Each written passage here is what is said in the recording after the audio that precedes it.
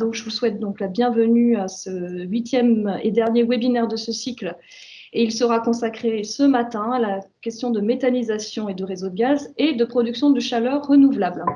Pour introduire donc ce dernier webinaire, je vais laisser nos élus référents de ce webinaire intervenir et introduire. Donc, parmi les élus référents, nous avons bien sûr Raymond Charbonnier, président du CIDELA, mais qui ne peut pas se joindre à nous. Nous avons Jean-Pierre Beleil, qui est vice-président du CIDELA Pays d'Ancenis, maire de Joué-sur-Erdre, qui va faire la présentation. Je vais lui laisser la parole tout de suite. Et puis, je finis de présenter Philippe Caillon, qui nous rejoindra et qui est vice-président du CIDELA Région de Blain, adjoint de Blain. Voilà. Eh bien, les présentations étant faites côté élu, je vais laisser la parole à Jean-Pierre Beleil qui va nous introduire donc ce webinaire. Merci par avance d'activer votre micro, Jean-Pierre. Bonjour à tous. La transition énergétique, ça veut dire, entre autres, la fin de la consommation d'énergie fossile importée et maîtrise de gaz à effet de serre. Ça veut dire donc, théoriquement, la fin de nos consommations de pétrole, de gaz et de charbon. Pour y parvenir, il faut commencer par réduire les consommations d'énergie en rénovant et en changeant nos habitudes de consommation. Ensuite, l'action territoriale la plus simple et visible à mettre en œuvre pour contribuer à la transition et le développement des moyens de production d'énergie renouvelable. Néanmoins, le sujet est vaste et complexe entre les productions de chaleur, de gaz, d'électricité et demain d'hydrogène. Binaire. Et l'énergie électrique étant utilisable par tous nos usages, dans tous nos usages, chauffage, mobilité, tant que la question de sa production. Pour le gaz et la chaleur renouvelable, c'est un peu moins vrai parce que le gaz sert souvent à produire de la chaleur et du coup, le gaz présente une forme de concurrence avec les solutions de chaleur renouvelable comme une chaudière bois par exemple. Quelle énergie pour quel usage devient vraiment une question majeure quand on parle gaz et chaleur renouvelable. Concernant la méthanisation, c'est un sujet sensible pour nos concitoyens et nous élus. Comme toute production d'énergie qui rentre dans notre quotidien, dans notre voisinage, elle suscite légitimement beaucoup de questions, voire parfois des inquiétudes. Sous certaines conditions, néanmoins, la méthanisation peut présenter un complément intéressant de l'activité de nos agriculteurs, mais aussi du territoire. Et cela peut introduire une vraie dynamique locale plutôt vertueuse. Je vais maintenant laisser la parole à la transition énergétique avec au CIDELA un bras armé qui est la SEM-CIDELA pour cet enjeu de territoire. Merci.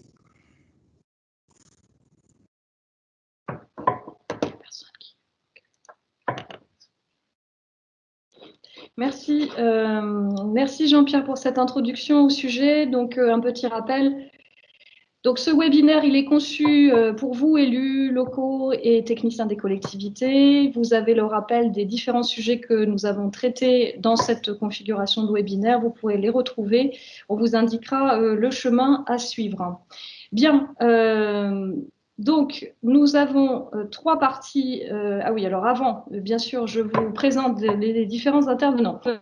Alors, François Oran, responsable développement exploitation SEM-CIDELA Énergie 44. Malheureusement, pour lui, il est souffrant, donc il sera brillamment remplacé par Cédric Garnier, qui tâchera donc d'être évidemment à la hauteur, et je n'en doute pas, sur la question de la méthanisation notamment. Donc voilà, ce préambule étant fait, alors je présente les autres intervenants. Donc Gauthier Moreau, qui est responsable concession innovation au CIDELA, qui nous présentera donc les aspects introductifs et les aspects réseau de gaz également.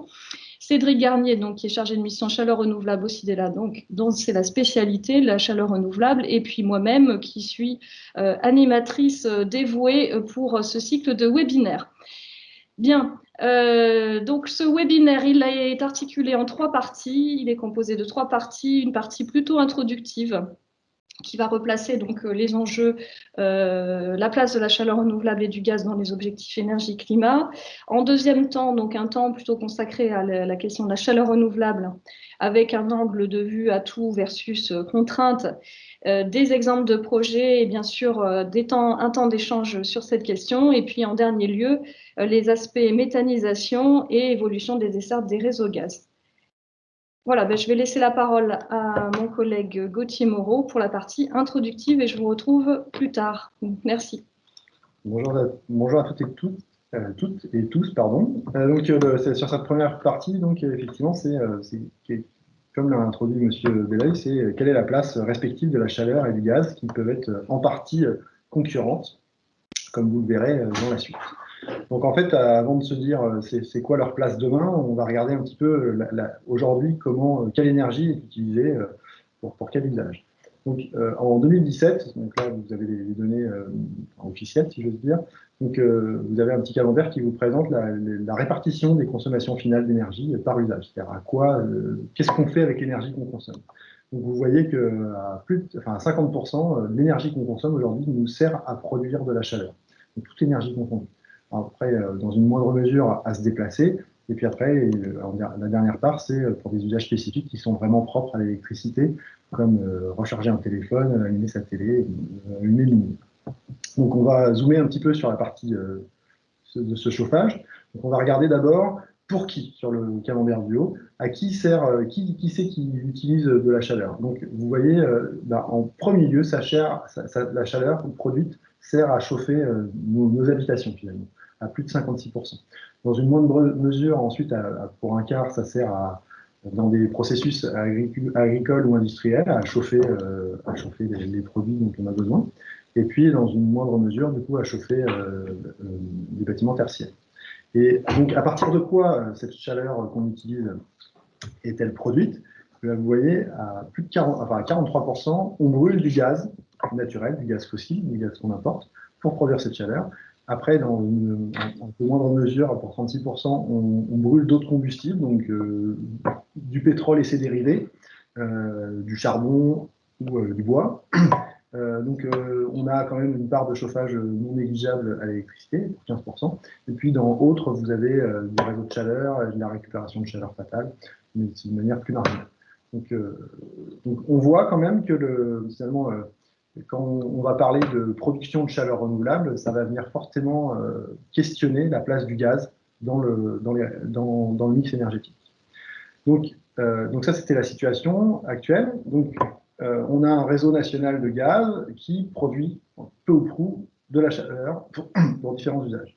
Et donc, aujourd'hui, on a un usage qui commence à se développer, c'est la mobilité, dont on vous a parlé dans le précédent webinaire. Donc, si on regarde un petit peu comment l'ensemble des scénarios de transition décrivent l'évolution de ces usages respectifs. Donc, sur le gaz, l'usage du gaz va se diversifier, donc avec toujours de la chaleur, une part de chaleur, mais avec de plus en plus de mobilité. Donc, ça, c'est le premier volet. Ensuite, il va se passer que sur le réseau, donc le réseau électricité, lui, il a déjà plusieurs usages, chaleur, mobilité et usages spécifiques. Et du coup, ce qui va se développer aussi, c'est des interactions entre les réseaux qui vont devenir beaucoup plus importantes. Alors, du réseau de gaz vers le réseau électricité, donc le circuit du haut, c'est je brûle du gaz pour faire de la cogénération. C'est quoi de la cogénération? C'est je produis de l'électricité d'une part et je produis de la chaleur dans mon réseau de chaleur. Et dans l'autre sens, avec mon électricité, je peux produire de l'hydrogène que je peux associer avec du CO2, du gaz carbonique. Donc ça, c'est un procédé qui s'appelle la méthanation. On en reparlera ultérieurement, pas dans ce webinaire, mais une prochaine fois, qui permet de produire à nouveau du gaz que je réinjecte dans les réseaux.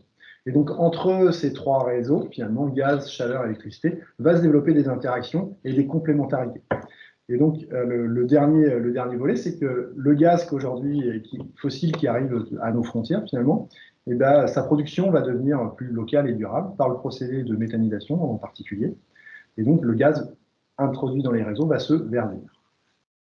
Donc, comment ça se traduit, ça, dans les objectifs énergie-climat? Donc, le premier enjeu, ça a été dit par Jean-Pierre en introduction, mais évidemment, on peut verdir la production, mais il faut aussi réduire nos consommations. Et dans les objectifs énergie-climat de la programmation pluriannuelle de l'énergie, donc, Le premier enjeu, c'est rénover les logements et le tertiaire, parce que vous avez vu, c'est le premier usage de la chaleur aujourd'hui. Donc avec un objectif de moins 15% d'ici 2028. Le deuxième enjeu, finalement, c'est augmenter la part des renouvelables dans la production de chaleur. Et là, l'objectif, c'est d'ici 2028, vous avez les trajectoires que vous pourrez retrouver dans la programmation pluriannuelle de l'énergie. Et du coup, la trajectoire, c'est viser une augmentation de 50% de la chaleur renouvelable et des chaleurs de récupération d'ici 2028. Donc le troisième enjeu associé à cette transformation, c'est réduire nos émissions de gaz à effet de serre, donc là avec un objectif global de moins 40%, et finalement l'introduction de biogaz en lieu et place du gaz dans les réseaux, avec une perspective de multiplication de 4 à 6 par rapport à 2017, ça vient répondre à cet enjeu, parce que quand vous brûlez du biométhane, enfin du méthane, du gaz naturel, enfin du gaz, pardon, produit à partir de méthanisation, donc du biogaz, en lieu et place de gaz naturel fossile qui arrive de mer du Nord, d'Algérie ou de Russie, et ben, le bilan global des gaz à effet de serre émis par cette combustion, en tout cas par le cycle complet, se réduit de moins 80 à moins 90% sur les émissions de gaz à effet de serre. Donc même si on utilise toujours du gaz, le fait qu'il soit bio vient réduire les émissions de gaz à effet de serre globales. Et le dernier enjeu, du coup, comme en évolution d'usage, c'est on se dirige vers une mobilité sans pétrole à l'horizon 2040-2050, tel que décrit dans les objectifs de l'État. Et donc, pour ça, en fait, un des objectifs fixés par l'État, c'est qu'il va y avoir un nombre de véhicules croissant qui fonctionnent au gaz, en particulier les véhicules lourds, donc les poids lourds, et les véhicules utilitaires légers, donc les petits trafics ou ce genre de choses. Et en dessous, on vous a proposer des tableaux qui sont finalement extraits de la programmation pluriannuelle de l'énergie, qui fixent des trajectoires de nombre de véhicules par filière. Donc, le tableau principal en haut, c'est donc GNV, c'est gaz naturel véhicule. Et pour comparaison, en dessous, on vous a mis également les trajectoires annoncées pour l'électricité et la part de l'hydrogène dans l'électricité. Donc, je ne les décris pas plus en amont, mais en tout cas, vous les aurez dans les supports, vous pourrez y revenir. Donc, on voit quand même, par rapport à la transformation qu'on a décrite précédemment, qu'il y a effectivement un objectif fort de multiplication par 4 à 6 de la production de biogaz d'ici 2028 et des enjeux forts de transformation des flottes de véhicules, en particulier concernant le gaz pour les poids lourds et les véhicules utilitaires légers, avec des multiplications dans des proportions extrêmement importantes. Donc ces objectifs nationaux, si on zoome un petit peu sur notre région, donc ils ont été déclinés dans donc le SRADET, le schéma régional d'aménagement et de développement durable et d'égalité des territoires. Donc là, on vous a retracé un extrait du SRADET juste pour la part de production renouvelable, donc avec des objectifs dans la part du mix global en 2050 de la région, fixés par filière, donc pour biogaz, bois énergie, déchets, pompe à chaleur, solaire thermique, donc avec des objectifs dans la part du mix global de notre région. Et pour comparaison avec la situation actuelle, vous avez les facteurs multiplicateurs à atteindre d'ici 2050 pour chaque filière. Donc par rapport à aujourd'hui, il va falloir multiplier par 7,3 notre production de biogaz sur le territoire en regard des objectifs fixés par la région. Donc ces propos introductifs étant terminés, je vais laisser la parole tout de suite à mon collègue Cédric et on fera un temps d'échange plutôt après la partie chaleur, si vous voulez. Je vous remercie.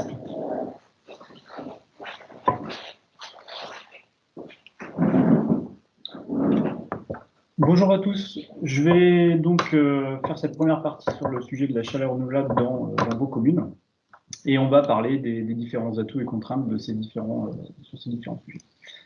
Alors, se chauffer ou chauffer au renouvelable, de quoi parle-t-on? On parle de géothermie, avec deux types de géothermie qu'on peut trouver, soit directement avec des sondes dans le sol, donc on capte les calories du sol, soit avec un transfert via une nappe d'eau en fait dans laquelle on va venir puiser des calories. On parle de solaire, mais cette fois de solaire thermique, donc on va chauffer de l'eau. On n'est pas sur du solaire photovoltaïque qui produit de l'électricité, mais vraiment sur un chauffe-eau solaire. Et on parle de bois énergie. Alors quand on parle de bois, on parle de plaquettes de bois qui peuvent venir de forêt ou de bocage, de haies agricoles, ou de granulés qui sont en fait des productions qui sont faites avec les connects de scierie. Et ces chaufferies bois sont très majoritairement aujourd'hui à l'alimentation des réseaux de chaleur. Donc on peut parler d'une chaufferie dédiée lorsque c'est pour chauffer un bâtiment, ou de bois énergie avec un réseau de chaleur qu'on va développer un petit peu tout à l'heure. Alors la question maintenant, c'est peut-on faire de tout ça partout et tout le temps? et surtout à quelles conditions. Alors, on a un frein souvent sur ces sujets-là, c'est des idées reçues, en fait, qui sont parfois assez pugnaces, et depuis longtemps. Première idée reçue, si on en prend une sur la géothermie, je vous ai mis une carte là qui est assez vieille, mais de toute façon, tout sol est très ancien, et ce qu'on entend souvent dire, et parfois de bureaux d'études, c'est on ne peut pas faire de géothermie en armorique. Alors, j'ai dit l'armorique parce que vous voyez, en fait, l'idée de la carte, c'est de montrer qu'on est sur le massif armoricain. Et vous avez tous en tête Obélix avec son menhir dans le dos. Donc, en gros, on a chacun en tête que le sous-sol, il est bien dur. On est sur du granit, on est sur quelque chose d'assez costaud. Donc, première idée reçue, puisque c'est du granit en dessous, on ne peut pas forer, on ne peut pas faire de géothermie. Bon, évidemment, si je le mets en idée reçue, c'est que c'est faux. Aujourd'hui, on peut très bien faire de la géothermie partout en France et notamment en Bretagne. Si je nous considère en Bretagne, autre débat, mais sur de la géothermie qu'on appelle de minime importance, c'est-à-dire qu'on va venir forer, on va venir faire des sondes qui sont jusqu'à 200 mètres de profondeur, et ça peut se faire quasiment partout, et même à proximité de rivières ou des endroits où on pourrait imaginer qu'il y a beaucoup d'eau. Et donc, pour vaincre cette idée reçue, il faut bien retenir que plus le sol est dur, plus il est facile de le forer. Imaginez, prenez votre perceuse, faites un trou dans un tas de sable, concrètement, la sonde ne va pas tenir. Par contre, il est très facile de forer dans des sols type granitique. Et l'avantage de ces sols dans nos régions, c'est qu'ils ont une très bonne conductivité thermique qui est très favorable à la géothermie sur Donc c'est une idée reçue qui aujourd'hui est assez tenace, mais en tout cas retenez qu'on peut en faire partout et que c'est surtout intéressant pour produire de la chaleur, mais aussi du froid ou du frais, puisque la géothermie, c'est une pompe à chaleur. Cette pompe à chaleur, elle va évidemment produire de la chaleur l'hiver. Elle peut produire du chaud pour de l'eau chaude sanitaire, mais elle va aussi pouvoir rafraîchir ou produire du froid pour le bâtiment en été. Donc, c'est surtout recommandé pour des bâtiments dits performants, c'est-à-dire neufs ou fortement rénovés, qui ont un chauffage qu'on appelle basse température. Donc, typiquement, c'est du plancher chauffant ou c'est des radiateurs qui fonctionnent à 35-40 degrés. Et on n'est pas sur des bâtiments plus anciens sur lesquels on a des gros radiateurs en fonte typiques. On a un besoin de 50-60 degrés au départ de la chauffe. Alors, deuxième idée reçue. J'entends souvent dire, lorsqu'on commence à parler de chaufferie bois, clairement, on n'a pas assez de forêt chez nous, il faut arrêter de faire des chaufferies, sinon on va commencer à importer du bois. Alors, c'est faux pour plusieurs raisons. La première, c'est que si on fait l'état des lieux d'où on en est aujourd'hui, vous avez ici des chiffres qui sont au niveau régional. La région Pays de la Loire est la deuxième moins bien dotée en forêt de France. Il n'y a que la Corse qui est derrière nous en termes de superficie de forêt. Et en fait, ce que l'on constate, c'est qu'on consomme grosso modo 1 700 000 tonnes sur notre région. 1 million de tonnes, c'est le chauffage domestique, c'est les particuliers, c'est du bois bûche, c'est du granulé, c'est de la plaquette, c'est différentes sources. Mais grosso modo, ce 1 million de tonnes, il est constant depuis au moins 10 ans. Et de toute façon, dans l'avenir, l'idée, c'est de conserver à peu près le même volume, mais d'avoir plus de bâtiments chauffés, puisqu'on a des équipements plus performants, donc moins de besoins et de plus en plus de chauffage domestique avec ce type d'équipement plus performant. Donc on reste à peu près stable dans le temps. Et la partie collectif et industrie, aujourd'hui, on est à peu près à 700 000 tonnes, donc c'est la partie un peu brisée. En 2008, on était à plutôt 200 000 tonnes. Aujourd'hui, on a fait quasiment x3, x4 sur une douzaine d'années, ce qui montre bien l'essor des chaufferies biomasse sur le collectif et l'industriel, sur des chaufferies dédiées, par exemple, sur des industries ou du réseau de chaleur urbain ou des petites chaudières sur des bâtiments. Et en fait, ce que montre le schéma régional de la biomasse, qui a été élaboré avec tous les acteurs publics et privés au niveau régional et qui a été validé il y a relativement peu de temps, c'est qu'on peut encore doubler l'effort sur la partie collectif industrielle en passant de 700 000 à 1 400 000 tonnes. Et à partir de quelles ressources on va pouvoir estimer ce potentiel? Eh bien, c'est en faisant l'inventaire des différents types de biomasse qui existent et c'est en montrant que, de toute façon, la majeure partie de la ressource aujourd'hui, ça vient de nos forêts, ça vient du bocage. Le reste étant sur des produits bois à fin de vie, sur des déchets et en petite partie sur des résidus agricoles type arboriculture ou viticulture. Mais la grande partie du gisement qu'il reste toujours sur nos forêts et notre bocage. Donc, contrairement à l'idée reçue, on a toujours du gisement, il y a toujours des forêts, elles sont gérées aussi pour pouvoir rester pérennes. De toute façon, en France, tous les chiffres le montrent au niveau national, on a un capital forestier qui continue de croître, la forêt française continue de s'accroître. On est, je crois, autour de 16 millions d'hectares. On continue de toute façon d'accroître ce potentiel puisque la moitié seulement de l'accroissement annuel est prélevé aujourd'hui. C'est une énergie locale et j'insiste bien là-dessus puisque on dit, il y a aussi la question, oui, mais ma biomasse, si elle vient de 100 km, c'est pas pertinent. Bon, la première chose que je réponds, c'est qu'aujourd'hui, le fuel que vous utilisez, l'uranium qu'on met dans nos centrales, le pétrole qu'on met dans nos voitures, il vient pas de 100 km, il vient de beaucoup plus loin. On croise des arbres un peu partout dans nos régions. J'ai rarement vu un puits de pétrole, donc je pense qu'il faut relativiser les choses et de toute façon, le local reste le départemental, voire au pire le régional, et on est bien en deçà des rayons moyens d'approvisionnement des autres énergies. Une question aussi qui revient souvent, c'est les émissions de poussière. Aujourd'hui, la problématique liée aux émissions du bois, elle n'est pas du tout sur les chaufferies collectives industrielles, elle est chez le particulier, elle est sur les vieux inserts qui ont des rendements médiocres, mais aussi qui ont des forts taux d'émissions, et on a un rapport de parfois plusieurs centaines entre une chaufferie récente et un vieux poêle ou un insert ouvert chez un particulier. Donc, finalement, l'enjeu, c'est quoi? C'est d'exploiter de manière raisonnée, durable, le gisement que l'on a sur nos territoires, que l'on a globalement en France. Et évidemment, s'adaptant aux contraintes actuelles et futures. Quand je parle de contraintes actuelles et futures, c'est notamment en exploitant le bocage et la forêt avec des conditions raisonnables par rapport à l'exploitation sur le tassage des sols, sur les conditions de prélèvement, sur le maintien de boisement, mais c'est aussi en travaillant sur des forêts qui seront aussi adaptées aux contraintes climatiques futures, donc en adaptant aussi les essences qui seront portées, par exemple.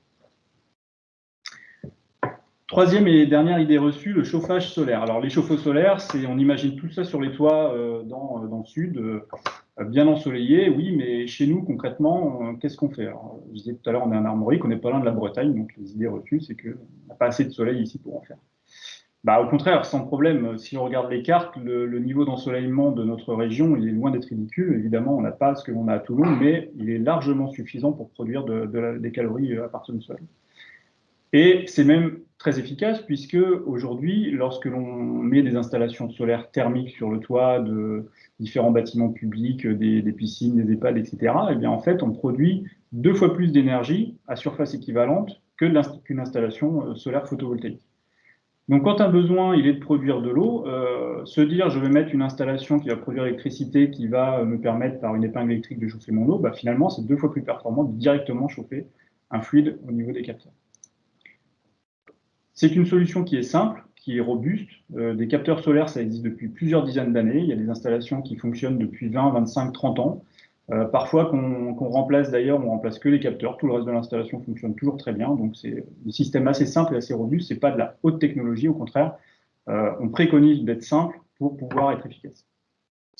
Donc, et dernier point, c'est que le solaire, c'est une solution opportune et qui est compatible, j'allais dire, avec le décret tertiaire. Le décret tertiaire, pour rappel, qui est une obligation pour les bâtiments tertiaires de faire des économies d'énergie, donc de réduire votre facture. Quand on met une installation solaire, qu'est-ce qu'on fait? En fait, on vient préchauffer de l'eau pour pouvoir le réchauffer, par exemple, sur une boucle d'eau chaude sanitaire. Plutôt que de partir de 15 degrés de votre réseau et d'arriver à 60, en fait, l'installation solaire va vous préchauffer l'eau à 20, 25, 30, 50 degrés. Et donc, vous allez faire une économie de gaz, par exemple, si vous êtes chauffé au gaz. Donc, c'est compatible, entre guillemets, au décret tertiaire parce que vous allez faire une économie directement sur votre facture. Donc, c'est une solution opportune, surtout quand on a des besoins importants d'eau chaude l'été. On a des installations qui semblent bien pensées, mais lorsqu'on constate que les besoins sont surtout l'hiver, malheureusement, là, par contre, on n'a pas forcément une adéquation. Bien avoir en tête que l'intérêt est surtout évidemment quand on a des besoins importants, mais surtout l'été. Et la meilleure réponse au fait qu'on puisse en faire chez nous, c'est l'installation solaire thermique qui est sur le réseau de chaleur de Châteaubriand. Donc vous voyez, on a la frontière entre la zone orange et la zone jaune, donc on est plutôt dans le nord de la France. Et en fait, c'est la première installation de cette taille en France sur un réseau de chaleur. 2400 mètres carrés de capteurs, ça a été inauguré il y a quelques années, c'était la première en France. Donc on est loin d'être ridicule en termes de gisement. Cette installation, elle produit quasiment 900 MWh par an sur le réseau de chaleur directement.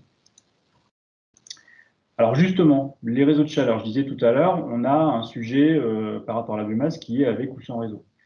Alors de quoi parle-t-on? En fait, quand je parle de réseau, je parle de mutualiser une chaufferie pour différents bâtiments. Alors c'est des projets qui peuvent être très variés. On peut être de 2 bâtiments, une école à côté d'une mairie. Dans ce cas-là, parce que historiquement les bâtiments se touchent ou parce que c'était comme ça à l'origine, on a une chaufferie pour les 2 bâtiments. Donc ça, c'est un réseau plutôt technique. Et par contre, on a des projets plus gros où ce réseau, il va s'étendre un peu plus et il va aller chauffer en face dans la rue, il va aller chauffer d'autres bâtiments. Et on peut se retrouver avec un réseau qui est plutôt un réseau dit de chaleur, puisqu'il y a une vente de chaleur à des tiers, à des abonnés. Et là, on parle d'un service public. C'est un SPIC, un service public industriel et commercial. Et là, c'est des projets qui sont pour 10, 20, 50, 100, 1000 bâtiments. Donc, ces typologies de projets peuvent être gérées directement par vous en régie, classiquement, ou alors on peut passer pour les projets les plus gros en délégation de service public, c'est-à-dire que vous avez la création d'un SPIC et vous déléguez ça à un concessionnaire. Alors, les enjeux, forcément, les enjeux ne sont pas les mêmes. Entre 2 bâtiments et 50, on n'est pas du tout dans les mêmes catégories de projets. Les enjeux, surtout, si je parle des projets qui sont surtout au niveau communal entre différents bâtiments publics, bah là, l'idée, c'est que on est en train de constater que le décret tertiaire fait qu'un certain nombre de bâtiments vont être en projet de rénovation. Parfois, ils sont les uns à côté des autres. C'est aussi pour ça qu'ils sont soumis au décret tertiaire. Donc là, il y a une interrogation et peut-être une opportunité à prendre, à se dire, bah, finalement, quitte à faire des travaux sur ces 2, 3, 4 bâtiments, sachant qu'une partie de ces bâtiments, en plus, peuvent être déjà chauffés au fioul et la réglementation évoluant, vous ne pourrez plus remettre de fioul demain ou dans 10 ans, bah, il y a une opportunité de se dire, bah, dans ce cas-là, on pourrait mutualiser la chaufferie et c'est l'occasion de passer sur une énergie renouvelable. Donc, au lieu de 3 chaudières fioul, vous passez une chaudière granulée, par exemple, qui vous chauffe vos 3 bâtiments. Et c'est d'autant plus intéressant que les besoins des bâtiments peuvent être pas forcément en même temps, et donc vous n'avez pas besoin de mettre 3 fois la puissance, vous pouvez mettre 1 fois ou 1 fois et demie la puissance. Donc ça, c'est plutôt les petits projets, et les projets les plus gros, c'est ceux où on a un potentiel de réseau de chaleur. Donc là, on a une vente de chaleur. Donc il faut du potentiel, il faut un lycée, des collèges, des bâtiments d'habitation collectifs, votre patrimoine et tout ça. Et là, on a des projets qui peuvent être portés en délégation de services publics. L'intérêt pour la commune, c'est qu'elle délègue le financement, la conception, la réalisation, l'exploitation du projet sur 10, 15, 20, 25 ans. L'intérêt que moi j'y vois, et ce qu'on constate avec beaucoup de collectivités, c'est qu'il y a une création d'un nouveau service public. Donc on crée du lien entre la collectivité et ses citoyens. Ça génère des revenus, mais ça génère des obligations. Vous créez un service public, vous avez des obligations derrière. Et puis, de manière assez classique, lorsqu'un abonné n'est pas content, il ira déjà voir son maire avant d'aller voir son exploitant. Donc, il y a des obligations et des contraintes, mais on constate sur les projets qui émergent qu'on a quand même beaucoup d'avantages, et notamment dans la création d'un nouveau service public qui apporte beaucoup de bénéfices communs. Du coup, là, je vous ai mis une petite carte des différents projets que l'on peut avoir aujourd'hui sur les territoires. Et on a bien cette diversité de projets allant de 2-3 bâtiments jusqu'à des projets beaucoup plus gros. Les plus gros étant naturellement sur les zones urbaines les plus denses, donc on parle surtout de côté Carène sur toute la zone portuaire et Saint-Nazaire ou sur Ancenis par exemple. Les objectifs en termes de chaleur renouvelable sont importants, on l'a vu tout à l'heure. Et si on parle des réseaux de chaleur aujourd'hui, c'est qu'aujourd'hui, sur les 10 dernières années, le fonds chaleur est un dispositif qui permet à l'ADEME de soutenir les projets de chaleur renouvelable. Et on constate que 70% des calories renouvelables qui sont subventionnées transitent par un réseau. Évidemment, c'est parce que c'est les projets les plus denses, c'est les plus gros, mais surtout c'est parce que c'est ceux qui permettent de convertir d'un coup 5, 10, 15, 20 logements ou bâtiments publics. Donc c'est aussi plus rapide. Et l'objectif, finalement, il est de faire x5 sur cette chaleur livrée par des réseaux entre 2015 et 2030. Et ça revient, en gros, à faire l'effort qu'a fait sur les 15 dernières années le Danemark, par exemple, en termes d'enjeux en absolu. Ce n'est pas complètement irréalisable non plus. Alors, en conclusion, la conclusion pour répondre à la première question, c'est est-ce qu'on peut en faire? Pour moi, il existe presque, évidemment, il y a toujours des exceptions, mais presque toujours une solution technique qui est adaptée aux besoins et aux caractéristiques du bâtiment. La première question, la première phase, la première étape, c'est de trouver la solution la plus pertinente. Et de toute façon, il faut économiser l'énergie avant de se convertir aux énergies renouvelables. C'est de toute façon la règle générale, mais c'est d'autant plus efficace techniquement et économiquement d'économiser avant de passer au renouvelable. Donc on peut concrétiser tout ça en se disant que un chauffe-eau solaire sur un gymnase, c'est pas vraiment l'idéal. Votre gymnase va avoir très peu de besoins en eau chaude sanitaire l'été, c'est pas forcément intéressant. Mais à contrario, vous avez des centres aquatiques. Le centre aquatique est hyper adapté au solaire, photovoltaïque et thermique d'ailleurs. Et donc, moi je dirais, pas de centre aquatique sans solaire aujourd'hui. Les chaudières granulées, ça répond très très bien aux besoins par exemple d'une école. On a beaucoup de projets d'écoles qui se posent la question de rénover leur chaufferie et donc de passer sur une chaudière granulée. Donc ça répond très bien à ce type de besoin, que ce soit du neuf ou de l'ancien, mais en tout cas, lorsque c'est sur du projet neuf, vous faites une école, là clairement la géothermie serait plus opportune parce que vous allez avoir une facilité de gestion d'une part, mais surtout vous allez pouvoir produire du rafraîchissement ou du frais Alors pas l'été dans une école, mais en tout cas sur les périodes de mi-saison qui, on le sait, à l'avenir seront des périodes critiques pour le maintien de d'une ambiance confortable dans le bâtiment. Et la dernière partie sur le bois énergie, c'est vrai qu'on a toujours la tendance à attendre qu'il y ait une filière bois énergie locale avant de faire une chaufferie bois. Ce que l'on dit maintenant depuis des années, c'est non, ne pas attendre la filière locale avant de lancer ces projets de chaufferie. C'est parce qu'il y a des chaufferies que les filières locales pourront se mettre en place. Donc c'est l'œuf et la poule. En tout cas aujourd'hui, ce que l'on constate, c'est que tant qu'il n'y a pas une demande, tant qu'il n'y a pas des chaufferies qui sont en place et qui ont un besoin de fournisseurs locaux, de toute façon, les filières ne pourront pas se mettre en place comme ça sans cette demande. Donc pour conclure, la contrainte, elle n'est pas technique, elle est très très rarement technique, elle est surtout économique. C'est pour ça que on va maintenant aborder la partie du modèle économique de la chaleur renouvelable, parce que vous allez voir, c'est le nerf de la guerre, évidemment. Alors, quand on parle de modèle économique, en fait, l'idée c'est quoi? C'est de travailler, c'est de réfléchir au prix de revient de votre production de chaleur. Vous avez un bâtiment, une école, une mairie, un gymnase, vous devez produire de l'eau chaude sanitaire ou du chauffage. On doit raisonner en prix de revient.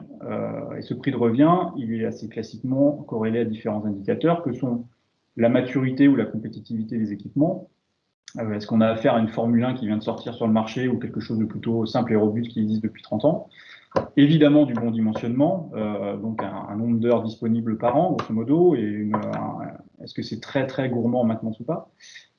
Du prix des énergies, donc la matière première qu'on va mettre dans cet équipement, et des aides, puisque évidemment on parle de chaleur renouvelable, on parle d'énergie renouvelable en général, et il y a aujourd'hui beaucoup d'incitations en termes de subventionnage. Alors sur la chaleur renouvelable, je dirais que les indicateurs sont plutôt tous au vert, puisque les solutions, j'en ai parlé, sont plutôt matures. Un chauffe-eau solaire, ça existe depuis longtemps, les chaudières bois sont connues depuis très longtemps. La géothermie, c'est des pompes à chaleur. Les pompes à chaleur sont maintenant très robustes, il n'y a pas de souci technique là-dessus. Sur le côté dimensionnement, il y a des acteurs qui sont compétents pour vous conseiller. La question des énergies, aujourd'hui, il n'y a pas de taxe sur le soleil et le sol. Donc, j'allais dire, faut en profiter parce que taxer le soleil ou le sol pourrait un jour devenir une idée. Aujourd'hui, c'est gratuit. Vous exploitez la calorie solaire ou la calorie du sol gratuitement. Et sur les aides, je l'ai dit, on est dans un contexte où les subventions sont quand même largement au rendez-vous. Donc, globalement, le raisonnement, lorsqu'on se pose la question de convertir sa chaufferie aux ENR, c'est d'une part, et c'est pour ça que j'en ai parlé, ne pas s'arrêter aux idées reçues. On a aujourd'hui, j'ai beaucoup d'interlocuteurs sur lesquels les premiers échanges que l'on a, c'est d'où vient le bois, je peux pas faire ceci, je peux pas faire cela. Non, c'est ne pas s'arrêter aux idées reçues. Par principe, on peut faire tout. Après, il faut choisir la bonne solution. Et pour choisir la bonne solution, c'est se faire accompagner dès le début par les bonnes personnes. C'est important puisque tous les architectes, tous les bureaux d'études ne sont pas tous compétents dans toutes les ENR. J'insiste bien là-dessus. On peut avoir des tas de qualifications, des tas d'acteurs, des tas de bureaux d'études. Pour autant, et je le constate tous les jours, ils ne sont pas tous compétents sur toutes les énergies, donc il ne faut pas hésiter à prendre différents avis. Évidemment, donc choisir la bonne énergie en fonction de son besoin et surtout raisonner en coût global. Alors le coût global, c'est bien considérant tout. Je ne compare pas le prix du billet de train avec le litre d'essence, je compare le litre d'essence plus l'achat de la voiture, plus l'assurance, plus l'usage des pneus, etc. Et du coup, on raisonne ce coût global non pas sur l'année en cours, mais sur 10 ou 20 ans. Sachant qu'aujourd'hui, l'énergie, elle n'est pas chère. Donc globalement, elle ne peut qu'augmenter et elle augmentera par deux biais, soit par le prix du marché, le cours mondial du pétrole, et ou par les taxes. Alors, on va raisonner sur un projet pour illustrer un peu ce propos. C'est une étude qui a été réalisée pour un centre aquatique dans la région, avec une comparaison entre un scénario de chaufferie gaz, donc un scénario plutôt classique, et un mix bois et gaz. Donc, c'est un projet qui est réel, puisque le projet est même parti sur le choix de la solution bois. Et l'idée, c'est quoi? C'est de repartir de cette facture totale d'énergie que vous avez par an en distinguant deux parties. La première partie, c'est des charges que j'appellerais variables. C'est votre approvisionnement énergétique, c'est votre molécule. Dans le scénario 100% gaz, ce que l'on voit, c'est que 84% du coût annuel, c'est l'achat du gaz. Alors évidemment, en fonction des années, en fonction du prix du gaz, ça varie, mais globalement, c'est 80-90% de votre prix de revient. Dans la solution de mix gaz et bois, pour produire la même quantité d'énergie, on va substituer à peu près 80% du besoin en gaz par de la biomasse. Et cette biomasse, elle est moins chère. Donc forcément, mécaniquement, cette partie variable de votre prix de revient, il va descendre. Donc là, par exemple, on est à 63%. Donc tout ça dépend de la mixité, si on est à 100% bois, si on est à 50-50 ou à 80-80. La différence entre ces deux scénarios, c'est que, je pense que vous l'avez tous en tête, personne autour de la table et autour de l'écran ne maîtrise l'évolution du coût du gaz. Ce sont les marchés mondiaux des cours de pétrole qui sont soumis à différentes variables et contextes géopolitiques que personne ne peut prévoir ni contrôler. Par contre, sur la solution de gauche, le prix du bois, il vient d'où? C'est du bois qui est exploité dans nos régions et qui est complètement décorrélé du prix du pétrole. Alors bien entendu, si les cours du pétrole mondiaux explosent et que le prix de l'énergie explose, il y aura effectivement un effet d'aubaine à ce que le prix du bois augmente, mais en tout cas, il n'y a aucune corrélation entre les deux. Ma deuxième partie de ma facture, c'est des charges que j'appellerais fixes. Donc là, qu'est-ce qu'on met dedans? On met des charges qui sont préconnues, enfin qui sont connues au moment de la création du projet, qui sont liées à l'exploitation, à la maintenance, le coût d'électricité qui va permettre aux pompes de fonctionner, et tout ce qui est lié au remboursement de l'emprunt. Alors ce remboursement d'emprunt, il va être plus important sur la solution bois-gaz que sur la solution gaz parce que les équipements sont beaucoup plus chers. Et c'est là où intervient la subvention, puisque sur le projet, en l'occurrence, il y avait 60% de subvention sur l'équipement bois. Et c'est la partie grisée en haut de la courbe du diagramme à gauche, c'est ce qui va venir effacer une partie du coût annuel. Et c'est ce qui va rendre finalement la solution bois-gaz compétitive par rapport à la solution gaz pure.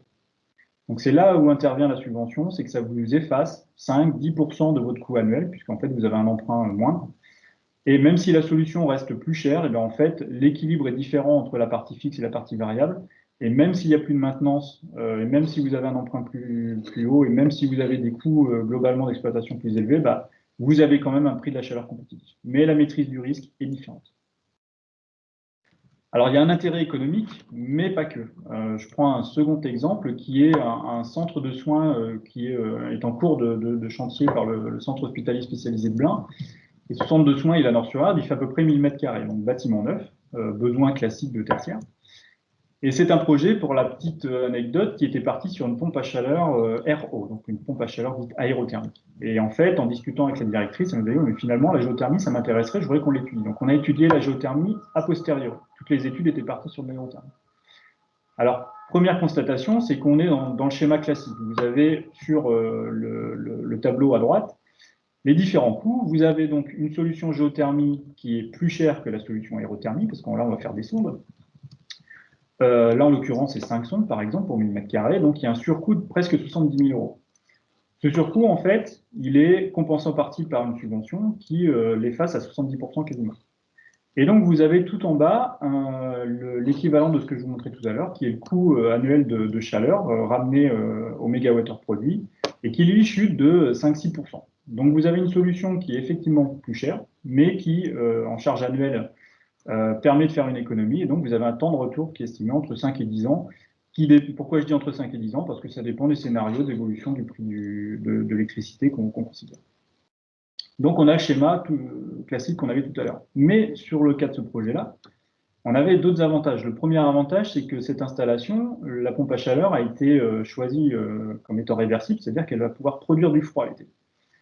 On a beaucoup de projets que l'on croise aujourd'hui, qui sont des projets sur lesquels on a des beaux bâtiments qui, 5 ans après leur création, mettent des clims parce que tout simplement, c'est pas tenable à l'intérieur.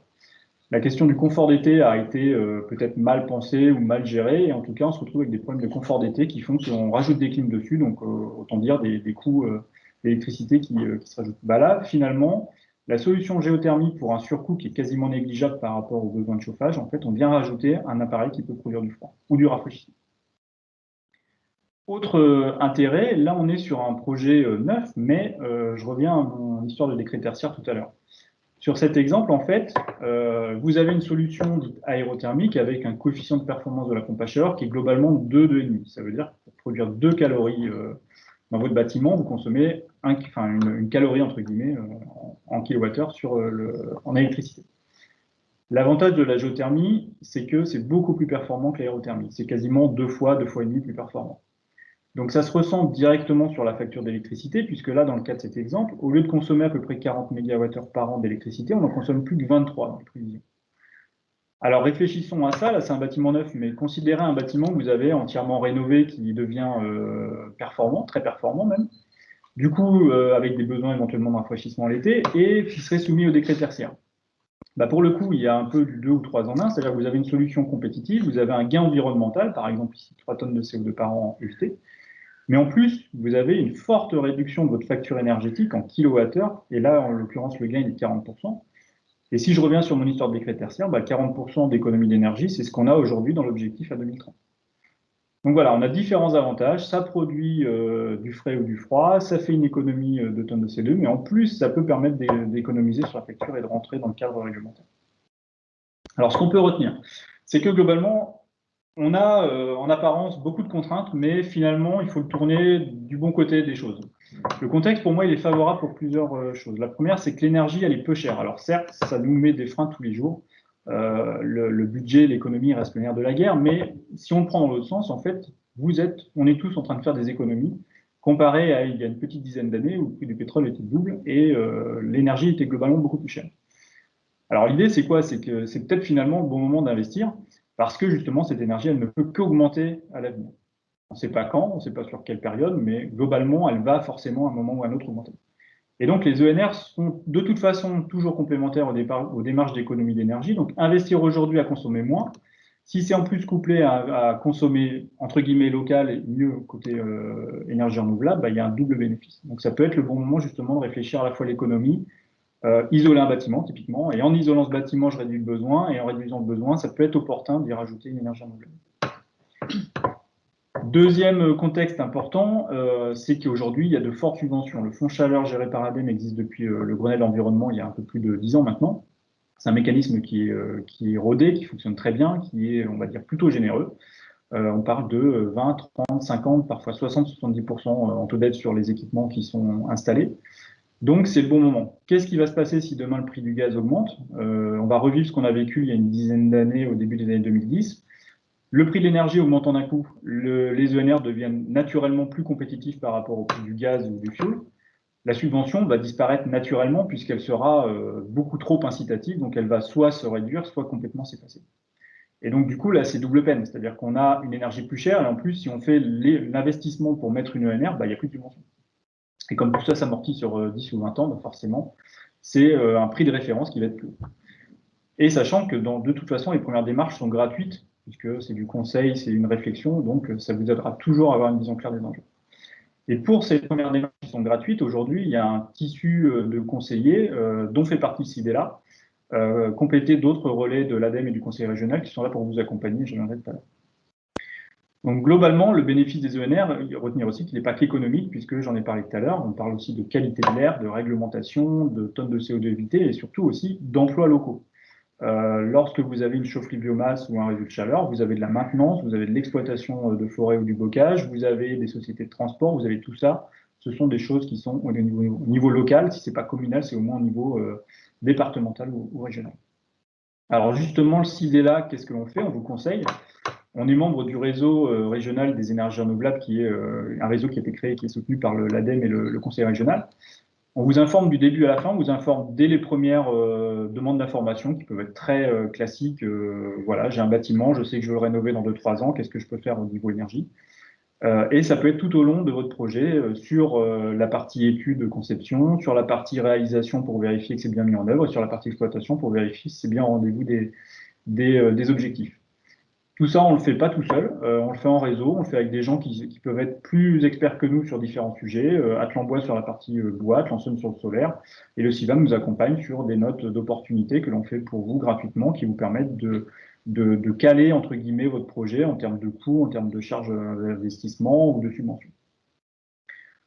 Aujourd'hui, le CIDELA a fait un partenariat avec l'ADEME qui vous permet de bénéficier d'aides à la fois sur les études en amont, puisqu'il y a 70% d'aide sur les études de faisabilité, avec un mécanisme en interne qui est un marché à vente commande qui vous permet en fait tout simplement en passant avec nous d'avoir directement la réalisation de l'étude et sans gérer les aides puisqu'on les a gérées pour vous, donc on vous refacture uniquement le 30% reste à charge, pour simplifier tout. Et sur la partie investissement, lorsque vous validez l'installation des équipements, on vous accompagne sur la partie subvention qui varie entre 20 et 70% en fonction du sujet, du projet, de l'énergie renouvelable. Donc ces aides, notamment sur les équipements, n'auraient pas été possibles sans ce partenariat entre l'ADEME et le SIDELA, puisque ce fonds chaleur débute pour des projets qui sont quand même en général suffisamment gros. Alors pour illustrer ça, aujourd'hui, on a une petite centaine de projets qu'on accompagne sur l'ensemble du territoire. Vous avez une carte là. Ça va de chaudières granulées pour des écoles, ça va sur de la géothermie pour des projets, on va dire, moyens à assez grands. On va accompagner aussi les acteurs privés ou associatifs comme des EHPAD, par exemple. Et au niveau communal, on fait aussi, par exemple, on accompagne des communes comme le Robotro qu'on a accompagné récemment sur une étude de faisabilité pour un réseau de chaleur. Voilà, je vous remercie. On va prendre un temps d'échange pour cette première partie. Alors, si vous avez des questions. Effectivement, donc cette partie était assez technique et en même temps très promotionnelle sur la chaleur renouvelable. Donc, je pense que vous êtes, du coup, en écoutant Cédric, convaincu de passer à cette option. Maintenant, j'aimerais vous écouter éventuellement, enfin, si vous souhaitez prendre la parole, bien évidemment. Peut-être, Cédric, remettre la slide des projets qui sont en cours. Si parmi vous, il y a des collectivités qui se sont soit posé la question d'introduire de la chaleur renouvelable dans leurs projets, ou bien qui sont en cours de réflexion ou qui portent d'ailleurs ces projets parmi ceux qui sont cités ici, n'hésitez pas à venir témoigner pour ce temps. Et puis sinon, voilà, je vous laisse encore quelques instants. On n'est pas très nombreux à suivre ce webinaire ce matin. On a un peu de temps devant nous, quelques minutes on peut prendre pour... si vous avez des questions aussi, des réactions par rapport à ce que Cédric vous a présenté ou dans la partie introductive de tout à l'heure.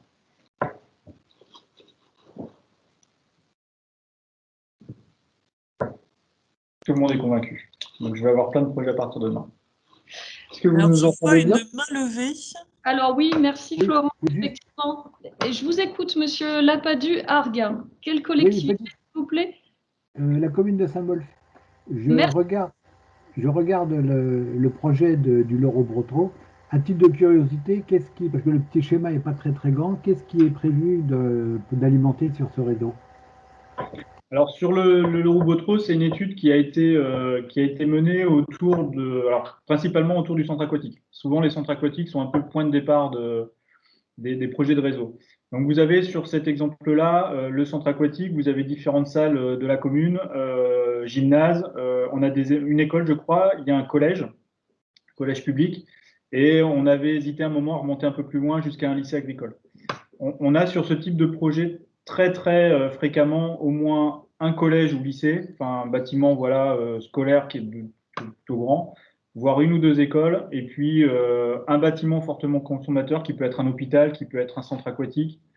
Voilà, on part vraiment de cette typologie de bâtiment, et après le jeu c'est d'étendre le plus loin possible avec une recherche d'optimisation technique économique, c'est-à-dire que l'idée n'est pas d'aller trop loin parce que ça va coûter très cher, et de rester plutôt sur la zone qui est dense. Alors, dans le cadre du Lorobotro, on a présenté les conclusions de l'étude à l'équipe municipale récemment. Donc, pour l'instant, c'est une réflexion qu'ils ont. On n'a pas encore ils n'ont pas encore fixé quelle serait l'opportunité, mais dans le cadre de cette piscine, il était question de mettre un bassin nordique, ce qui allait, je ne sais pas si ça a été acté ou pas, mais qui pouvait augmenter fortement les besoins de la piscine et qui rendait encore plus opportun la réalisation d'un réseau de chaleur. Merci. Et la source de chaleur? Une chaufferie biomasse, comme dans la quasi-majorité des cas, c'est-à-dire que l'approvisionnement sur un réseau est souvent un mix entre du bois et du gaz, 80-85% du bois. Donc là, l'idée, c'était une chaufferie bois qui était quasiment attenante à la piscine, qui permettait de continuer à la chauffer l'été sans maintenir en eau tout le reste du réseau. Et voilà, sur un schéma assez classique de 80% lié au bois et 20% le reste en gaz. Merci beaucoup.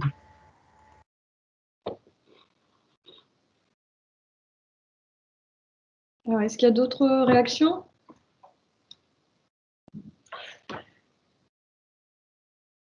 Sinon, on va passer à la partie suivante consacrée à la méthanisation et à l'évolution des réseaux de gaz. Je laisse encore quelques instants si vous souhaitez poser vos questions.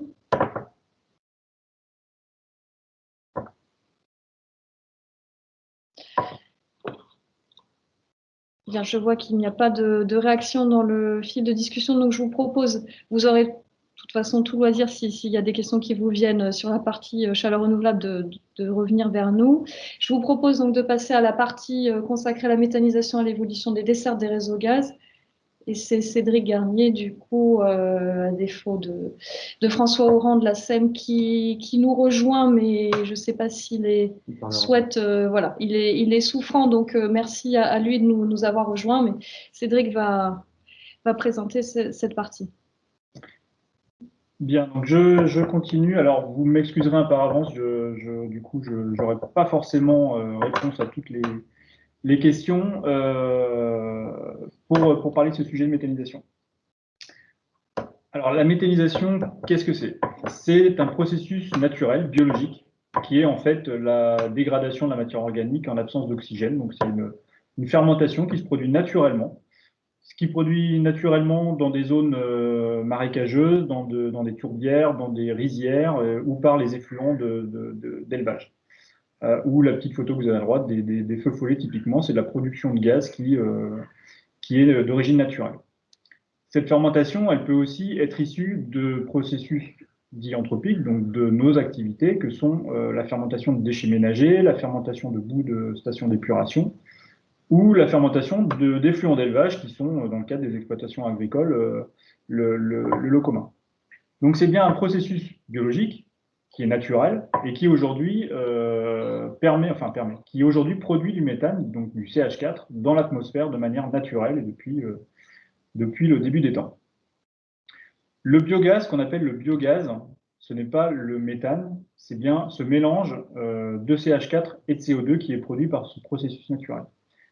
Le méthane, c'est la molécule de CH4, c'est ce qu'on retrouve dans le réseau de gaz naturel. C'est ce qu'on appelle communément le gaz de ville.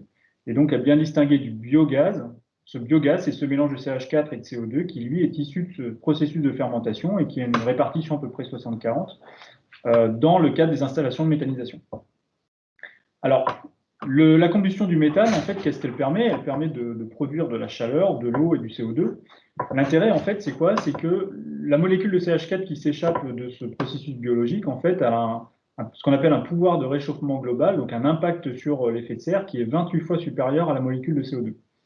Donc, quand le méthane, on va le brûler pour produire de la chaleur ou, in fine, du gaz, en fait, ça nous permet en fait, de réduire l'impact sur les gaz à effet de serre puisqu'on n'émet que des molécules de CO2. Donc, quand ce méthane il est produit à partir d'une source d'origine renouvelable, on parle de biométhane, et sinon, le méthane, c'est la molécule de gaz naturel que l'on a dans nos réseaux. Donc, le principe de base pour lutter contre le réchauffement climatique lié à ces émissions de méthane, qui est, je crois, de l'ordre de 20% à peu près des émissions au niveau mondial, enfin de l'impact sur les gaz à effet de serre, c'est tout d'abord de diminuer la source de matière organique qui n'est pas utile. Donc là, on parle typiquement de lutter contre le gaspillage alimentaire, éviter que des matières organiques se retrouvent en fermentation, par exemple dans des centres d'enfouissement techniques, et donc qui vont générer ce CH4. Donc diminuer à l'origine, collecter les sources de matière organique qui se décomposent pour le capter. Un centre d'enfouissement a changé à côté de Laval, c'est ce qu'ils font. Ils ont des puits qui permettent de capter le méthane et le valorisent directement dans un réseau de chaleur sur la ville de Laval. Et donc, ce qu'on disait, c'est de le brûler pour utiliser cette chaleur et le transformer en CO2, donc ce qui permet de réduire l'impact gaz à effet de serre. Donc, la filière méthanisation, elle répond bien pleinement à ces trois enjeux, à la fois lutter contre le gaspillage alimentaire, et là, on ne parle pas que au niveau de l'assiette, mais aussi sur toute la chaîne de la production alimentaire. Et puis éviter les émissions de CH4 et de l'impact sur les gaz à effet de serre. Alors le principe de la méthanisation, vous avez un schéma qui permet de voir en fait l'ensemble de la boucle. Alors là, je vais parler de production de biogaz. On n'est pas sur des typologies de projets en cogénération. Là, on produit du biogaz. Donc, vous avez votre unité de méthanisation au centre, composée de différents organes, qui vont accueillir ce qu'on appelle des substrats. Donc, c'est ce que vous allez mettre dans votre digesteur, dans votre unité de méthanisation.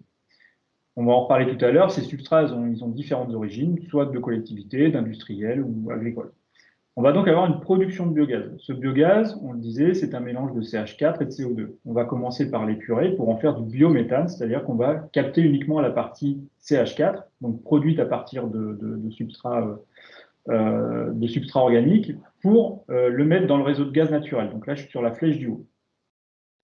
L'intérêt, c'est quoi? C'est que ce réseau de gaz naturel, aujourd'hui, c'est ce qui permet d'alimenter les réseaux de gaz naturel véhicules, les collectivités globalement, ce que l'on a parlé tout à l'heure sur la partie chaleur, c'est-à-dire l'ensemble du chauffage, des besoins de chauffage, etc. Sur la partie, sur l'unité de méthanisation, vous n'avez pas évidemment qu'une production de gaz, vous avez un processus biologique qui vous donne un résidu qu'on appelle le digestat, donc la matière organique, le résidu de la matière organique qui a fermenté, qui s'appelle donc du digestat. Ce digestat, en fait, il va avoir une valorisation agricole. Cette valorisation agricole, désolé, j'ai oublié de passer les différentes étapes, cette production de digestat, en fait, va avoir un intérêt puisqu'elle va permettre d'apporter de la fertilisation au sol à la place d'engrais minéraux. Donc, des engrais minéraux, j'entends par là des engrais qui sont notamment azotés, qui sont produits par la filière industrielle à partir de gaz naturel. Et là, on va plutôt aller sur de la fertilisation organique, donc à partir du digestat. Donc, l'intérêt de tout ça, c'est d'avoir aussi une boucle vertueuse sur cette partie en bas de schéma, puisque en substituant une partie des engrais, on a aussi un moindre impact sur ces consommations d'énergie globalement et l'impact à effet de serre. Et en plus, on valorise finalement des déchets des effluents qui étaient des déchets des collectivités, des industriels ou globalement de notre chaîne d'alimentation. Donc, différents impacts bénéfiques. On travaille en lien évidemment avec la mobilité et le chauffage, puisqu'on produit des molécules de CH4 qui sont entre guillemets d'origine renouvelable. On réduit les émissions de gaz à effet de serre et on a d'autres vertus qui sont aussi liées au maintien de l'activité agricole, puisqu'on apporte une ressource de revenus, en tout cas on consolide certains modèles agricoles, on y reviendra tout à l'heure. On a de la création d'emplois locaux. Donc voilà, c'est une filière énergétique qui est bien au cœur de différents enjeux qui sont divers et variés. À la fois, on a la notion de déchets, de gestion de déchets, de valorisation, la notion de production d'énergie renouvelable et la notion aussi de modèle agricole. Alors, si on fait quelques focus sur la partie déjà en intrants, ce qu'on appelle les intrants, donc ce qu'on va mettre dans le digesteur d'une méthanisation. On peut mettre plein de choses en fait. On va faire ce qu'on appelle une ration, c'est-à-dire qu'on va mettre différentes matières organiques. Ces matières organiques n'étant pas toutes aussi opportunes dans un méthaniseur. On va faire pour cela, on va mesurer leur pouvoir méthanogène, c'est-à-dire la quantité de CH4 qu'on va pouvoir produire à partir de ces différents intrants. Vous avez là 4 grandes catégories. Vous avez tout ce qui est lié aux effluents, donc les déjections animales, qui sont les matières les plus abondantes sur nos territoires, mais qui ne sont pas les plus productrices, entre guillemets, de CH4. Ensuite, on a des résidus de culture qui, là, pour le coup, sont beaucoup plus performantes en termes de production de méthane. Vous avez ensuite des déchets des industries agroalimentaires. Donc là, on parle de déchets de brasserie, on parle de boue, on parle de graisse, etc. Et vous avez aussi des déchets de collectivité. Donc là-dessus, on parle aussi de graisse usagée, par exemple, liées aux cantines. On parle aussi de pelouse, de graisse de station d'épuration. Donc ce qui est intéressant, finalement, c'est qu'on a différentes ressources de différents secteurs d'activité, y compris les collectivités. Et l'idée maintenant est d'avoir un mix de ces différentes ressources pour pouvoir produire du méthane dans notre unité de méthanisation. Alors, évidemment, la question de l'origine des intrants est souvent aussi à l'origine des débats sur la méthanisation. Aujourd'hui, ce que l'on constate, c'est que globalement, dans ce qui rentre dans les méthaniseurs, on est à 85% agricole et 15% non agricole. Donc, si je fais le lien avec les barres d'avant, c'est le non agricole étant les déchets justement de stations d'épuration, d'industries agroalimentaires, etc. Donc, vous avez sur le camembert du haut la répartition de ces 15%, et on voit que les deux grands blocs, on va dire, sont liés aux déchets verts ou sont liés aux déchets des industries agroalimentaires, qui ont un pouvoir méthanogène très important, c'est pour ça qu'elles sont forcément très recherchées. Sur la partie du bas, vous avez ce que l'on retrouve dans la partie agricole, et là, on a très majoritairement du fumier et derrière du lisier, donc des effluents directs d'élevage des exploitants. Pour illustrer un peu ces propos, en fait, on dispose aujourd'hui de différents outils cartographiques qui permettent d'avoir une vision à peu près précise, assez précise de ces origines, de ces intrants. Vous avez là 2 exemples de suivi de ces disponibilités avec les gisements. Donc, ce qu'on appelle le gisement, c'est cartographier où on peut trouver de la matière et en quelle quantité. Donc là, vous avez typiquement 2 cartes qui peuvent se superposer, qui sont les gisements disponibles au niveau agricole et les gisements de biodéchets au niveau non agricole. L'intérêt étant finalement de voir dans quel secteur on peut couper ces deux types de gisements, à la fois du gisement agricole avec des effluents d'élevage, et aussi, par exemple, un industriel qui a des graisses ou autres qui peuvent être valorisées dans la méthanisation, ou une station d'épuration, par exemple. Alors ensuite, si on parle de typologie d'installation, là on a vu un peu la théorie de ce qu'on peut mettre dans un digesteur pour produire du biogaz. Là, on va regarder qu'est-ce qu'on peut trouver comme typologie. On a finalement beaucoup de tailles de projets différentes. On les regroupe souvent sous 3 catégories. Celle du haut, qui est la plus petite en taille, en volume, en production, c'est ce qu'on appelle la méthanisation à la ferme. Là, on parle d'une installation qui est dédiée à 1-2 exploitations, un GAEC, enfin voilà, quelques exploitants agricoles. Là, on parle d'une valorisation qui est souvent inférieure à 10 000 tonnes d'effluents par an, et on produit entre 20 et 50 gigawattheures par an. Alors, 50 gigawattheures, donc 50 millions de kilowattheures par an, pour illustrer. On a à l'inverse, tout en bas, les installations qui sont dans des gros projets collectifs industriels, qui là sont l'équivalent de plusieurs dizaines d'exploitations, parfois une centaine, et qui là on parle de 20-50 000 tonnes par an. Et on va produire jusqu'à, en cas de production de biométhane, 150 normaux mètres cubes heure enfin 150 normaux mètres cubes par heure, et ça 7500 à 8000 heures par an. Donc pour traduire ça, entre ces deux aussi, vous avez la taille intermédiaire, qui est la méthanisation petit collectif. Là, vous avez une dizaine d'exploitants, et on est sur donc la taille intermédiaire de production, et on va produire entre 50 et 100 normaux mètres cubes heure, ou un peu plus. Alors pour illustrer un petit peu tout ça, quand je parle de normaux mètres cubes heure, si je prends 100 normaux mètres cubes heure, donc supposons une installation qui produit ça en débit, j'allais dire nominal, elle va le produire 7500, 8000 heures par an. Et ça veut dire qu'en une heure, elle produit l'équivalent de 140 kg de charbon, de 85 litres de fuel, en gros, ce qu'on consomme pour 1400 km de voiture. Donc ça vous donne un peu un ratio de qu'est-ce qu'une unité, qu'elle soit petite, moyenne ou grande, peut produire en valeur énergétique par rapport à ce qu'on met dans une voiture ou en contenu énergétique du charbon ou du gaz. Aujourd'hui, les projets de méthanisation qu'on constate sur le territoire, il y a beaucoup de données qui sont issues soit des organismes publics, ADEME ou l'État, et des données aussi des gestionnaires de réseau qui permettent de suivre en fait l'évolution des installations qui se développent sur notre territoire. Aujourd'hui, la grande majorité des installations sont agricoles. Donc c'est ce que vous avez sur la carte en couleur un peu vert foncé. Là, c'est ce que l'on a beaucoup dans notre région du quart nord-ouest. On est une terre de bocage, on est une terre d'élevage. C'est ce qu'on retrouve aussi beaucoup dans l'Est. Donc, ce sont des méthanisations à partir principalement d'effluents d'élevage et portés par des agriculteurs. À côté de ça, vous avez quelques installations qui sont industrielles, donc adossées à des industries agroalimentaires, sur des installations de stockage de déchets non dangereux, quelques installations sur des déchets ménagers ou des stations d'épuration. Mais donc, retenez, la grande majorité reste quand même, ça se voit la couleur les différentes couleurs sur la carte, ça reste des exploitations agricoles qui produisent aujourd'hui du biométhane.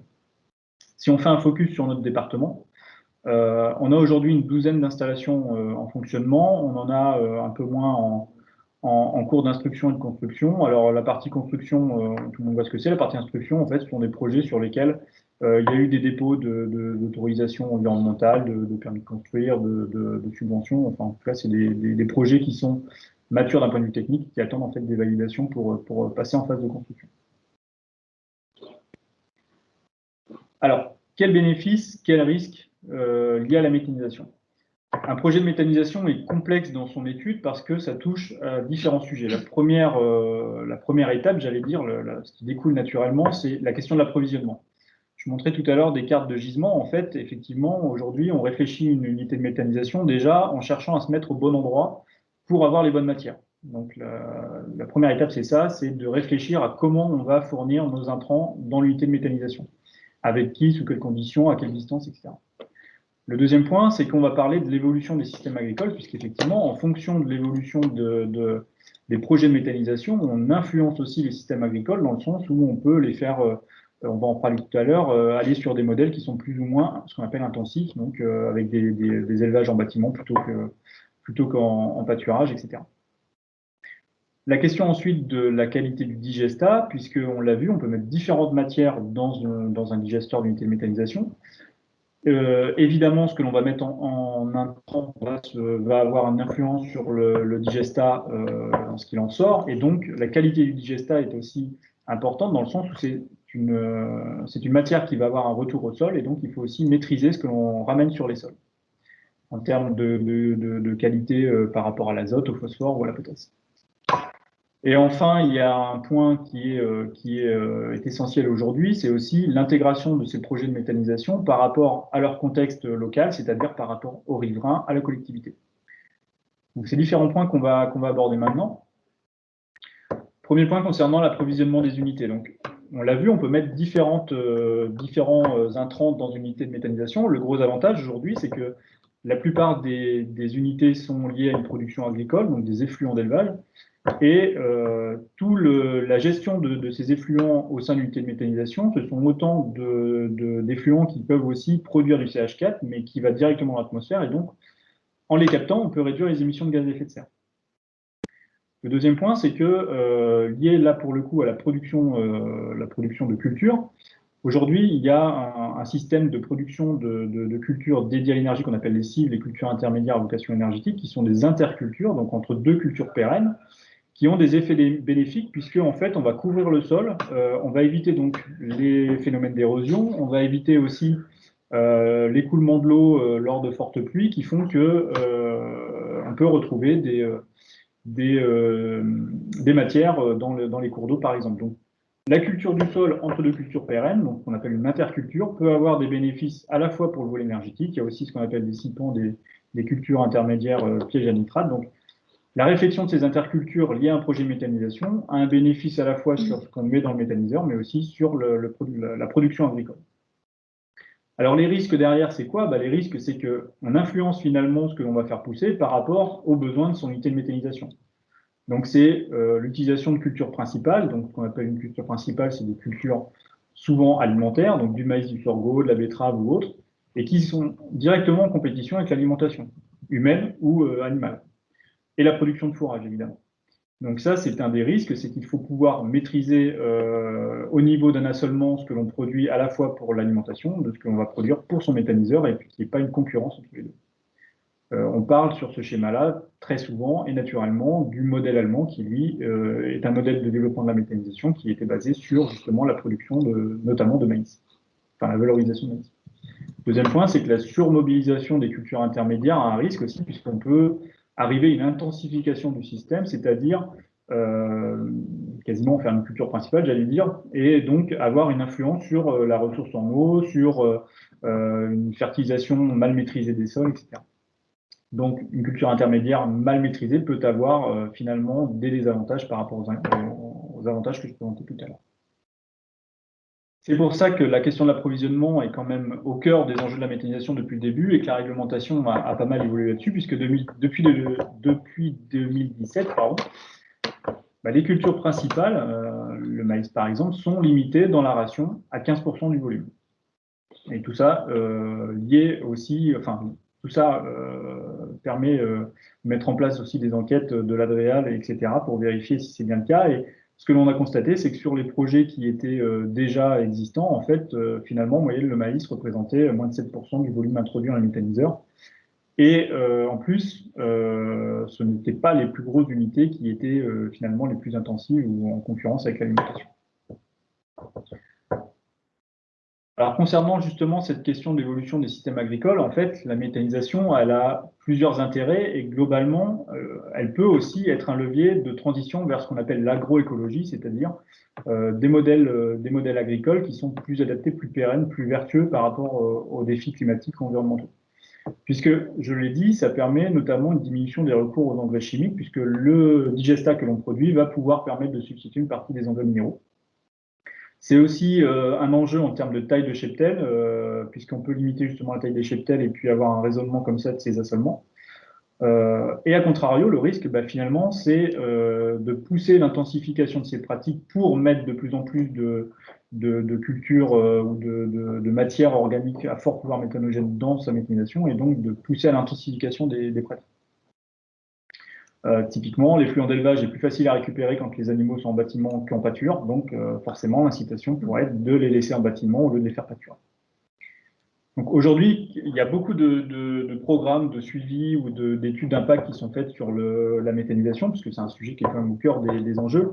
Et là, il y a un exemple de programme qui analysait l'impact de la méthanisation sur une petite cinquantaine d'exploitations, sur des exploitations plutôt pionnières, entre guillemets, puisque c'était dans les premières installées, entre 2014 et 2018. Et en moyenne, finalement, on a observé qu'on a bien une diminution des recours aux engrais chimiques qui est de l'ordre de 20%. Un allongement des rotations et une moindre augmentation des cheptels que la tendance nationale. Donc, ce sont des premiers indicateurs, mais qui vont plutôt dans le sens des avantages, des bénéfices qu'on a présentés. Concernant le digestat, là, le bénéfice, je l'ai dit, c'était d'avoir un moindre recours aux engrais chimiques, notamment parce qu'il a une meilleure efficacité. Donc là, c'est de la biochimie, je serais incapable de vous détailler le pourquoi du comment, mais globalement, c'est dans les bénéfices. Lorsqu'on fait un retour au sol du digestat, il y a une meilleure assimilation au niveau du sol et des plantes. Et donc, il y a un usage qui est, entre guillemets, plus vertueux que lorsqu'on fait de l'épandage classique d'engrais chimiques. L'intérêt aussi, c'est d'avoir une meilleure répartition de la matière organique. Il y a une matière organique dans ce digestat sur le territoire. Et donc, d'avoir pour ça un retour bénéfique sur l'ensemble de son assaisonnement. Les risques, c'est quoi? C'est lié surtout aux pratiques d'épandage, mais ça, c'est valable aussi pour plein d'autres sujets liés à l'épandage. C'est que ça sera d'autant plus efficace si on réduit le risque de volatilisation de l'ammoniac. Et donc, pour ça, l'idéal, c'est d'avoir recours à des équipements les plus performants par rapport à ça. Et surtout d'éviter dans des zones déjà en excédent, qui sont de toute façon des zones connues et gérées par des plans d'épandage, de limiter les flux supplémentaires d'azote ou de phosphore, par exemple. Donc là encore, il y a de nombreux programmes de recherche sur lesquels vous pouvez vous référer, qui concluent que globalement, on ne voit pas de différence entre les épandages de digestat par rapport à d'autres effluents, donc qui seraient des effluents directement issus de l'exploitation, donc des fumiers lisiers, sur la matière organique des sols. Donc ce sont les pratiques agricoles qui influencent plus que la matière que l'on va épandre. Et sur cette question d'épandage, c'est un sujet aussi qui relie la question des riverains, puisque c'est souvent un point qui est soulevé par le voisinage. C'est la gestion des odeurs, du trafic, donc des transferts des matières, et de la distance aux habitations. Donc là-dessus, sur la question des odeurs, il y a beaucoup de préconisations et on va dire de cahiers des charges qui sont là pour maîtriser ces risques-là. Sur l'utilisation, par exemple, de pendillard, la photo que vous avez, qui permet de vraiment épandre au plus près des besoins du sol et des plantes le digestat. La question du stockage de ce digestat avec des poches souples, par exemple. Le transport de la matière fraîche, évidemment, en bâchant la remorque, ce type de préconisation. Et au niveau du bâtiment, d'avoir des installations qui permettent de désodoriser l'air qui est dans le bâtiment avant de le rejeter à l'extérieur. Donc toutes ces techniques-là sont aujourd'hui de toute façon préconisées, voire obligatoires. Et dans la question par contre du passage des convois, on imagine bien que en fonction du projet et surtout de sa taille, plus il y a de matière à introduire dans l'unité de méthanisation, plus il y aura forcément de trafic et de transfert de camions. C'est pour ça que c'est un compromis à trouver entre la localisation du projet, l'accessibilité, et sur cette accessibilité, le passage des camions à proximité de riverains, de villes, de bourgs, etc. Donc tout ça s'étudie évidemment en amont. Et sur la question pure de la distance aux habitations, aujourd'hui il y a des réglementations, donc c'est au moins 50 mètres minimum pour l'unité, et au moins 15 mètres considérant l'épandage du digestat sur les sols. Alors la méthanisation, si on finalise un peu les atouts et les points de vigilance, globalement des atouts sur la qualité de l'eau, des sols et de l'air, et des impacts sur les systèmes agricoles qui sont à équilibrer entre des avantages et des potentiels risques de conflit d'usage entre, par exemple, du foncier, entre de la culture alimentaire et de la culture énergétique. Donc l'évolution des conditions de soutien à la filière, elle a tenu compte de tous ces enjeux-là, puisqu'aujourd'hui, en fait, la filière est soutenue aussi par des aides à l'investissement. Il y a les tarifs d'achat du biogaz qui est produit, mais il y a aussi des aides à l'investissement qui permettent aux projets de sortir. Et finalement, les cahiers des charges, ils sont de plus en plus exigeants, notamment sur la question de l'intensification des pratiques, donc le modèle agricole qui est derrière. Donc, par exemple, pas d'agrandissement du cheptel pour passer d'un élevage de 50 à 100, par exemple, du jour au lendemain. La question de la maîtrise des effluents d'élevage avec le rayon d'approvisionnement, la question de l'irrigation des cultures intermédiaires. Évidemment, la partie concertation avec les élus, les riverains, la collectivité, les associations locales au minimum avant le lancement du projet. Et aussi le recours à des prestataires qualifiés pour la partie technique qui permet d'avoir des installations bien dimensionnées et performantes. Aujourd'hui, une centaine de projets en développement, une dizaine soutenus par an, et aussi la consolidation au niveau départemental d'un réseau d'acteurs qui permet aussi de ce développement serein de la filière. Alors, ce développement d'acteurs, il est recentré autour d'une marque, on va dire, ou d'un nom qui s'appelle COP-META 44, Coordination opérationnelle pour la méthanisation 44, dans lequel on retrouve les acteurs publics, donc le département, l'ADEME, la région, et les autres acteurs liés au développement de la méthanisation, que sont le syndicat d'énergie SACEM, que sont aussi les gestionnaires de réseaux de transport ou de distribution, l'association Elle et la Chambre d'agriculture de la Loire-Atlantique, par exemple. L'intérêt d'être tous ensemble, c'est justement de discuter au sein d'une charte de partenariat de tous ces enjeux-là pour s'entendre et se mettre d'accord sur un modèle de développement de la méthanisation qui répond aux enjeux à la fois climatiques, énergétiques, environnementaux, mais aussi sociétaux, en bonne correspondance avec le tissu local. Voilà, je vous remercie. On prendra une série de questions tout à l'heure.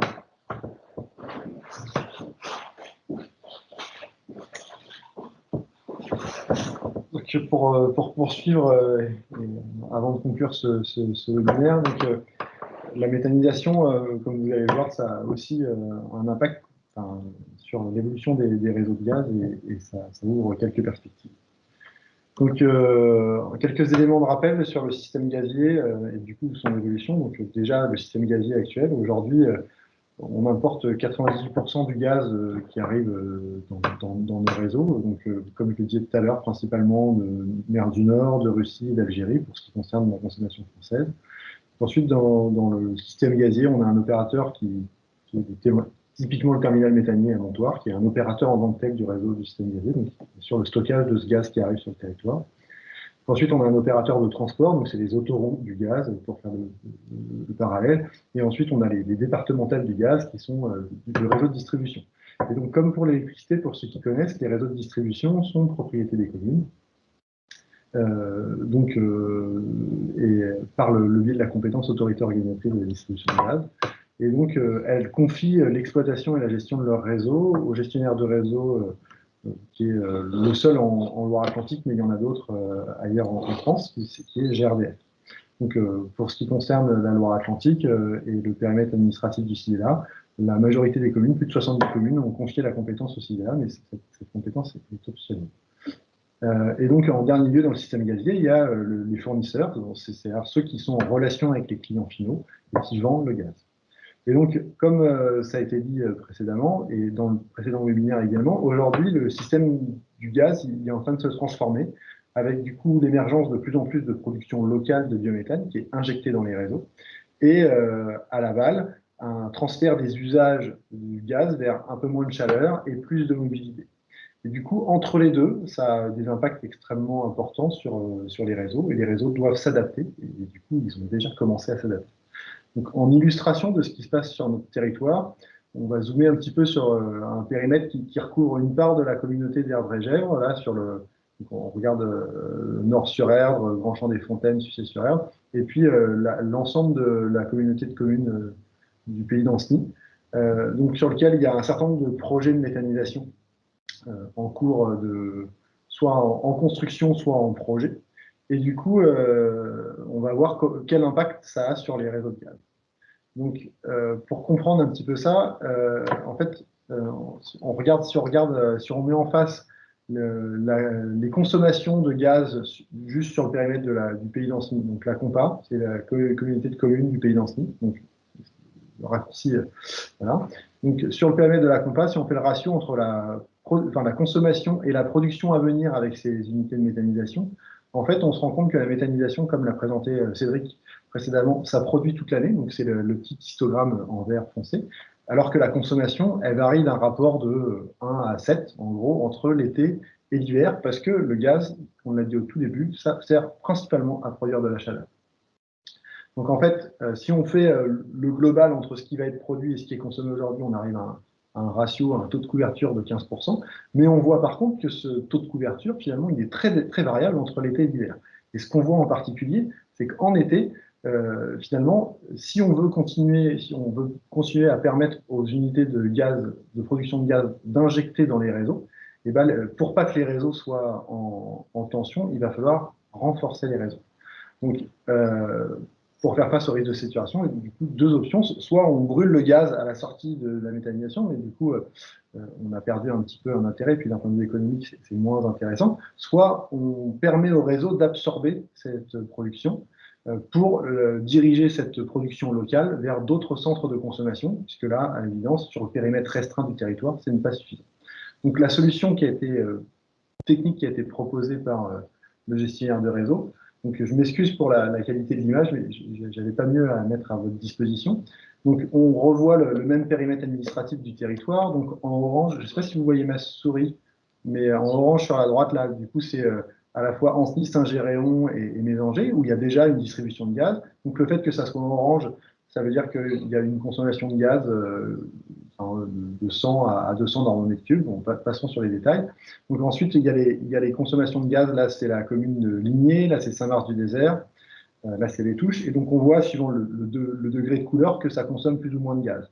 Mais avec l'injection de tous les projets de méthanisation, donc il va falloir déjà du réseau de gaz pour qu'ils puissent injecter leur gaz.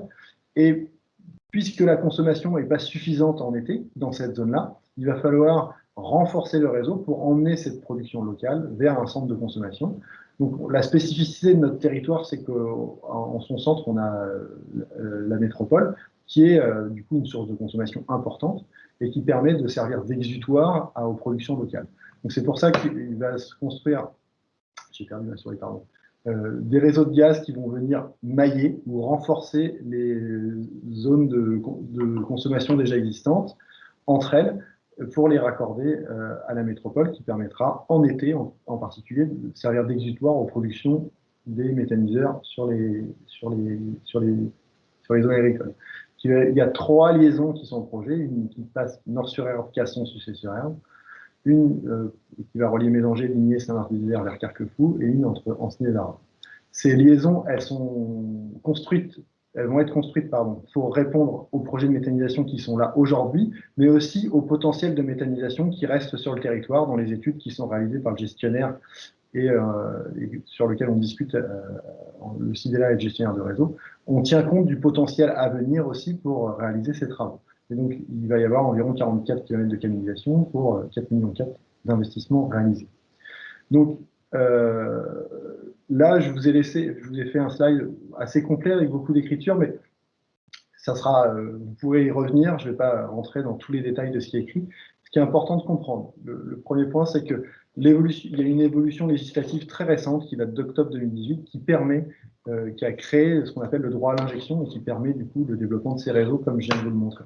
Ça ne va pas avoir lieu dans tous les territoires comme ça, parce que vous l'aurez compris que ça dépend de comment le réseau est maillé et des projets qui sont arrivés. C'est une législation récente, et ce qu'il faut retenir par contre en tant qu'élu, c'est que l'ensemble des investissements qui sont du coup réalisés par GRDF, le gestionnaire de réseau, ils sont quand même supportés par tous les usagers du gaz, tous les consommateurs du gaz, et pour ce qui concerne la part raccordement, comme pour l'électricité, en partie par les producteurs, parce qu'il y a une part portée par le tarif, et la part réfactée, et une part portée par le producteur.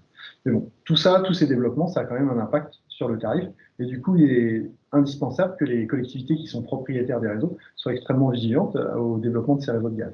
C'est à la fois bien pour l'aménagement du territoire et le développement du territoire, et en même temps, il faut être vigilant sur l'équilibre économique que ça induit sur les concessions avec le gestionnaire. Donc, pour conclure sur la méthanisation et le développement des réseaux de gaz, avant de faire la conclusion générale, donc aujourd'hui, les actions que réalise le CIDELA et la SEM CIDELA Énergie 44 sur le développement du gaz renouvelable s'appuient sur 4 axes. En fait, aujourd'hui, on vient en support au développement de la production locale de gaz par la méthanisation. Donc, le CIDELA et la SEM participent aux instances départementales qui facilitent l'émergence des projets. Donc, Cédric en a parlé, la COP Méta 44. Il y a une autre instance un peu plus technique entre les collectivités propriétaires des réseaux et les gestionnaires de réseau, donc Nantes Métropole et Sidela et GRT Gaz et GRDF. On a appelé le club CH444, mais peu importe le nom finalement, où là on vient plutôt regarder le développement du réseau, ce que ça veut dire d'un point de vue très concret et les conséquences. Et puis du coup, dans ce cadre-là, on fait aussi des actions de sensibilisation, typiquement le webinaire qui nous occupe aujourd'hui. Et puis, il y a une autre action qui est portée là plus directement par la SEM, car dans le cadre de projets de méthanisation collectifs portés par des collectifs agricoles, si il y a un souhait de ce collectif agricole de faire rentrer un co-investisseur, la SEM peut prendre une part de participation minoritaire dans ces projets. La deuxième action, c'est là très lié à pour le CIDEA à son rôle d'autorité organisatrice sur le gaz, confié par transfert de compétences par les communes. Donc, 71 communes sur les 90 du territoire du CIDEA qui ont du gaz. Et donc, à cet endroit-là, du coup, le CIDEA réalise l'animation de l'instance dont je vous parlais précédemment. Il y a beaucoup d'évolutions réglementaires et beaucoup d'évolutions réglementaires et législatives en ce moment sur le sujet. Du coup, il y a un travail substantiel à faire là-dessus parce que ça a des conséquences sur les modèles économiques du développement du gaz. Et puis, il y a un enjeu aussi parce qu'il y a des travaux qui arrivent sur le territoire à s'assurer avec GRDF de la bonne coordination des travaux qui vont être réalisés sur le territoire et pour aller expliquer et discuter de ces sujets-là avec les élus locaux. Donc, le troisième axe porté par la SEM et le CIDEA, qui n'est pas directement là lié au développement des réseaux de gaz, mais donc on fait les groupements d'achat d'énergie pour les collectivités avec un lot vert. Vous pouvez acheter du gaz vert dans vos achats d'énergie d'ores et déjà. Puis il y a des actions de maîtrise de la demande en énergie qu'on fait dans l'accompagnement des communes avec les conseillers en énergie partagée et dans le cadre du projet acté qui a été discuté dans d'autres webinaires là, pour identifier les patrimoines des collectivités qui sont à rénover en priorité. Donc le CIDEA travaille également à une prospection sur l'émergence des stations GNV, donc, qui a été présentée dans le webinaire précédent sur la mobilité durable, avec une action d'animation vers l'ensemble des transporteurs, parce qu'il n'y a pas de station de GNV qui arrive sans possible client identifié. Et donc la SEM, par contre, après, elle agit directement en termes de réalisation, d'exploitation des stations GNV, avec 4 projets qui sont à des stades de maturité différents. Le premier qui sortira à l'été à Montoire de Bretagne. Et le deuxième à Ancenis, plus l'année prochaine. Et donc là, le dernier volet, l'axe d'action du CIDEA sur ces sujets-là, de manière ponctuelle, des subventions à 2 projets expérimentaux, un premier projet expérimental de transformation de l'électricité en hydrogène qui a eu lieu à la Chantrerie en 2017 et qui tourne encore aujourd'hui, qui est le premier projet français sur le sujet. Et puis à des événements comme un événement qui arrive très prochainement sur notre territoire, organisé sur le circuit de Suède-Bretagne, porté par l'association de la Jolivrerie qui est rattachée à la Polytech Nantes, pour finalement, c'est un challenge européen d'étudiants pour faire le plus de kilomètres possible avec 1 kg de GNV ou 1 kg d'hydrogène sur des véhicules expérimentaux construits par des étudiants. Et donc, un deuxième soutien aux innovations, c'est aujourd'hui, sur le gaz, on en reparlera un petit peu plus tard dans un autre webinaire, sans doute. Il y a le développement d'une filière hydrogène qui est en cours. Et donc, il y a la question de savoir si cet hydrogène, on le met tout de suite dans des voitures ou si demain, on peut l'injecter dans les réseaux. Et qu'est-ce que ça veut dire comme transformation sur les réseaux et sur les modèles économiques. Donc, en fait, on travaille un peu de fond sur le soutien aux innovations à ce niveau.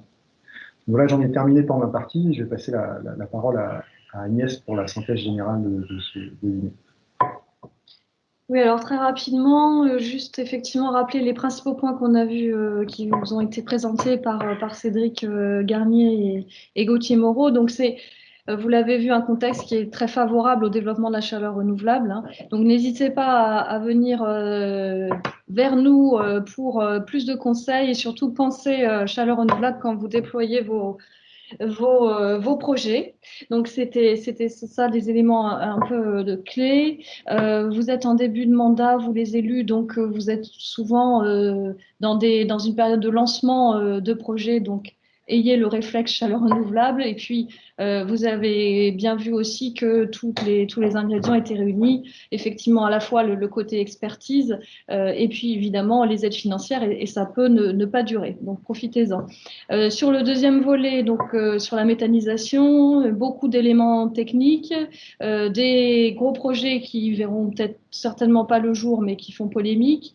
J'ai effectivement constaté que dans le fil de discussion, vous aviez un peu plus de questions et d'échanges. On a tâché de répondre à vos questions d'ailleurs. Donc, n'hésitez pas aussi à visiter des opérations, donc avec COP-META 44 et l'association L comme relais. Et puis, en dernier lieu, vous l'avez vu avec rapidement les évolutions des réseaux gaz, c'est dans les perspectives des circuits courts et les complémentarités entre énergies à renforcer. Donc, je vais laisser peut-être la parole à Christelle Lumsky, directrice générale du CIDELA, pour un mot de conclusion.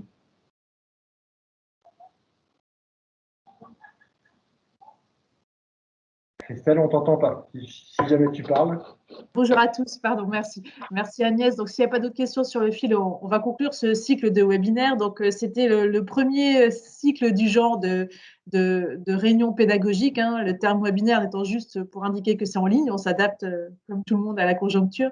Et donc, voilà, on se tenait en ce début de mandat à vous donner un peu un panel de tous les sujets que le CIDELA traite et tous les sujets sur lesquels on peut vous aider en commune. Donc, certains sont connus, d'autres moins non, un petit peu moins parce qu'ils sont plus récents. Donc, d'après les questionnaires qu'on vous enverra et que je vous invite à nous renvoyer parce que ça nous aide à progresser, et c'était plutôt apprécié par l'ensemble des participants. Donc, on va faire un petit bilan d'ailleurs qu'on vous transmettra. Vous recevrez, vous pouvez d'ailleurs consulter l'ensemble des webinaires par un envoi mail qu'on vous fait à l'issue de chaque réunion. Donc, merci à vous en tant que spectateurs et en tout cas, n'hésitez pas à revenir vers nous. On a scrupuleusement mis à chaque fois les interlocuteurs et leur façon de les interpeller pour que vous puissiez rentrer en lien avec nous sur les différents sujets ciblés et sur vos projets à vous. Et puis, merci aussi à tous les intervenants. Donc, on a été une bonne vingtaine d'experts à intervenir sur l'ensemble de ces 8 webinaires. On en fera d'autres. Donc, un webinaire n'est qu'une réunion thématique. Hein. On en a déjà fait en vrai à la belle époque. On en fera d'autres, que ce soit en ligne ou en vrai également. Donc, merci à tous et puis à bientôt pour une prochaine. Bonne journée à tous. Merci Christelle. Bonne journée.